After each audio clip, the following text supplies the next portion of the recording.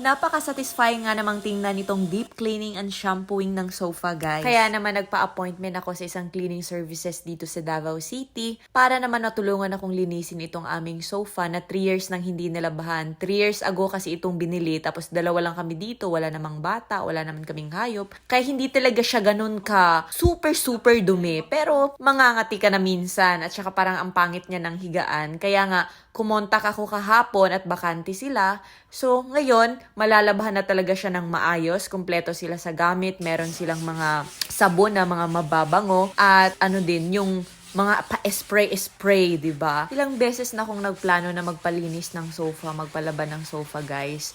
Pero, nag-aalanganin ako kasi baka hindi worth yung ibabayad. Kaya naman, nag-inquire ako sa iba't ibang mga cleaning services. Ang mamahal talaga ng iba, mga 4,000 plus itong ganito, 5-seaters. Kaya dito ako sa kanila, guys, 2,000 pesos lang siya. Regardless kung gaano kadumi ang iyong sofa. Hindi sila nagpapa-add. Yung iba kasi tinitingnan kung gaano kadumi.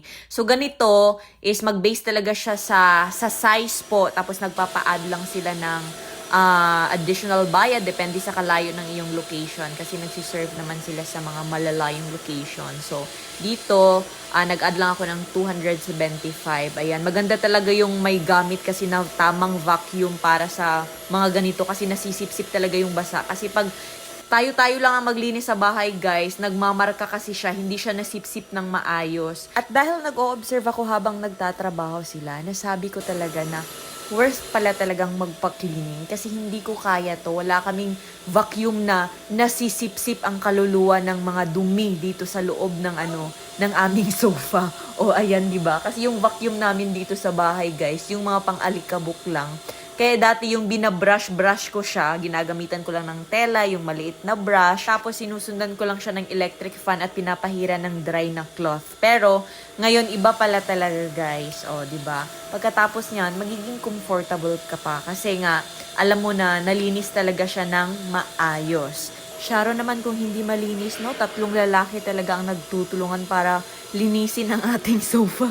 Ayan, sinasali din nila sa ilalim, guys, kasi hindi ko siya nasasali constantly kapag ako naglilinis dahil nga mabigat. So, ayun, binaliktad nila at kinuha nila yung mga bahay ng mga gagamba. Grabe naman yun. So, ganito siya kadumi, para siyang Milo. Parang Milo na ang kulay ng mga natanggal. At ayan na ang result, guys. Malinis na talaga siya at ayan naman ang ating before and after. Thank you so much!